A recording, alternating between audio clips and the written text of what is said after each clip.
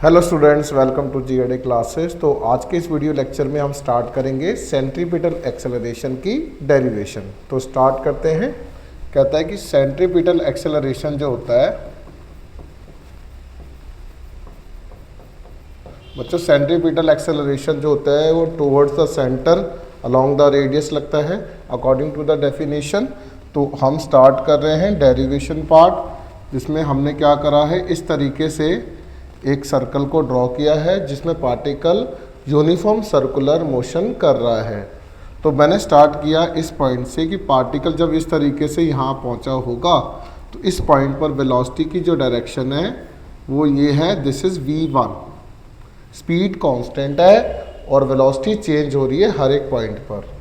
जब पार्टिकल इस तरीके से चल रहा है तो P पॉइंट से इसका रेडियस r है, ये सेंटर O है, और जब पार्टिकल यहाँ से यहाँ पहुँचेगा तो इस पॉइंट पर वेलोसिटी की डायरेक्शन बच्चों ये है, दिस इज़ v2। ओके, अब इस पॉइंट को हमने q रिप्रेजेंट किया है क्योंकि ये डिस्टेंस r है, रेडियस दोनों जगह बराबर रहेगा, और यहाँ से p से q तक का जो डिस्टेंस है कॉर्ड है, we can say this is delta x, और यहाँ से यहाँ तक का एंगल जो बना है this is delta theta. What is delta theta? Delta theta represent कर रहा है दैट इज एंगुलर डिस्प्लेसमेंट को। अब पार्टिकल को इमेजिन करते हैं कि है ना, जब पार्टिकल P से Q तक पहुंचा है तो ये P की डायरेक्शन यहाँ पर है वेलोसिटी की, और Q की डायरेक्शन इस तरफ है। अगर मैं इमेजिन करूँ कि अगर रफ में आपको बता के दिखाता हूँ कि पार्टिकल जब यहाँ से इस तरीके से चल रहा है तो वेलोसिटी v1 है, पार्टिकल यहाँ पहुँच रहा है v2 है, तो इसको पीछे की तरफ एक्सटेंड करेंगे तो जितना एंगल थीटा ये खुलेगा एंगुलर डिस्प्लेसमेंट का, उतने ही टाइम में यहाँ से यहाँ तक ये एंगल थीटा डेल्टा थीटा बनेगा, है ना। तो आपको इस तरीके से कंपैरिजन करना है। तो मैं देख रहा हूँ कि v1 की डायरेक्शन ये है और v2 की डायरेक्शन इस तरफ है। अगर ऐसे आपको क्लियर होता है तो अब हम इसको रब कर देते हैं। तो मैं क्या करता हूँ, v1 और v2 को बनाता हूँ। तो v1 की डायरेक्शन ऐसे है, तो आपने क्या कहा कि v1 को इस तरीके से ड्रॉ कर दिया, और v2 इस तरीके से है तो ये यहाँ पर कहीं मीट कर रहे हैं, और इस वाले एंगल को लिखा जाएगा डेल्टा थीटा। मैंने माना है कि ये v1 है, p से डायरेक्शन है, तो ये मैंने a भी मान लिया, वेलोसिटी v1, स्पीड कांस्टेंट है। अब a से लेकर c मान लिया वेलोसिटी v2। अब क्या होगा, अब b से लेकर c तक मैं रिजल्टेंट वेलोसिटी मान लूँगा, दैट इज डेल्टा v। अब पहले इस वाले ट्रायंगल की बात करते हैं ABC की। तो ट्रायंगल लॉ के अकॉर्डिंग जो एडिशन है, using triangle law of vector addition, हमें क्या पता है बच्चों कि जो AB वेक्टर है प्लस ऑफ BC वेक्टर है यही AC वेक्टर की बराबर है। इस फिगर से मैंने वेलोसिटी v1 और v2 को यहाँ पर अलग से अरेंज करके दिखाया है। तो ये बन जाएगा बच्चों v1 वेक्टर, और ये बन गया है डेल्टा v। आप नज़र आ रहा है आपको b से लेकर c, और a से लेकर c तक जो है वो v2 है। तो डेल्टा v की वैल्यू क्या आ जाएगी, v2 vector minus of v1 vector. तो ये हमारे पास bc की वैल्यू आ गई है, that is delta v। Clear हुआ यहाँ तक? अगर यहाँ तक आपको क्लियर होता है तो ये वाला ट्रायंगल और इस ट्रायंगल को हम कंपेयर करते हैं। Now in triangle ABC and triangle POQ, इसकी जो साइड्स है OP एंड OQ वो r बाय r है, विच इज इक्वल टू 1 के बराबर। तो OP बाय OQ जो है वही AB बाय AC के बराबर होगा। ऐसा क्यों होगा?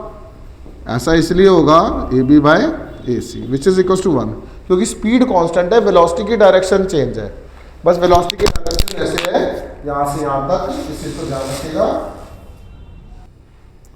तो यहाँ पर जो OP बाय OQ है वो AB बाय AC, क्योंकि दिस अपॉन दिस और दिस अपॉन दिस 1 बनेगा। क्यों बनेगा? क्योंकि स्पीड कांस्टेंट है। तो v1 v2 के बराबर है, which is equal to v। 1 हो गया। BAC का जो एंगल है वही POQ के एंगल के बराबर है। Also angle POQ is equal to angle BAC which is equals to angle theta. समझ में आया यहाँ तक? अगर ये 2 पॉइंट्स क्लियर है तो आप कह सकते हो कि जो ट्राइंगल ABC है वही किसकी बराबर है? ट्राइंगल POQ की बराबर है। कॉन्ग्रुएंसी प्रूव करनी आनी चाहिए। अब हम क्या करेंगे, इसकी रिजल्टेंट जो है हमारे पास दैट इज PQ बाय उसकी साइड दैट इज OP लिख देंगे। सेम इसका रिजल्टेंट जो है BC है बाय उसकी साइड लिख देंगे AB। मुझे पहले से ही पता है कि स्पीड कांस्टेंट है तो इनका मैग्नीट्यूड सेम है। वी कैन राइट PQ को लिखेंगे हम डेल्टा x और OP को लिखेंगे R। यहीं पर ठीक उसी तरीके से ये हो जाएगा delta V divided by V बन जाएगा। क्यों बन जाएगा V? क्योंकि V1 V2 की बराबर है ना। अब क्या करेंगे हम यहाँ पर लिमिट लगा देते हैं या पहले सबसे पहले डिवाइड करेंगे। तो dividing both sides by delta t, तो यहाँ बन जाएगा delta x by delta t 1 by r 1 by v delta v by delta t। अब हम दोनों साइड लिमिट लगा देते हैं।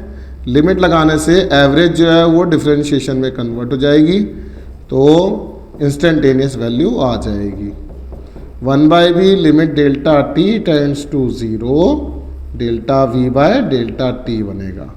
इस सारी टर्म को delta x by delta t अब कन्वर्ट होके हो जाएगा dx बाय dt में।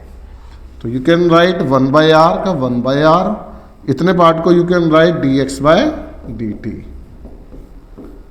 ठीक उसी तरीके से ये 1 बाय v है और इस पार्ट को लिख देंगे that is dv by dt, है ना।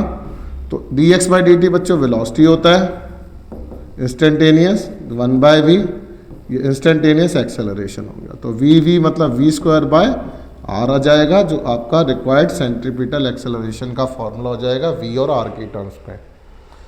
अब आपको एक और बात पता होनी चाहिए कि यहाँ पर जो सिंस v जो होता है बच्चों वो r ओमेगा की बराबर होता है, तो अगर मैं यहाँ पे r square omega square by r लिख दूंगा तो नया सेंट्रीपिटल एक्सेलरेशन का फॉर्मूला हो जाएगा r ओमेगा स्क्वायर, जो एक और फॉर्मूला बन गया सेंट्रीपिटल एक्सेलरेशन का।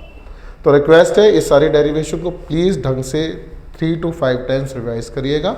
एग्जामिनेशन पॉइंट ऑफ व्यू के लिए बहुत इंपॉर्टेंट है। Thank you very much.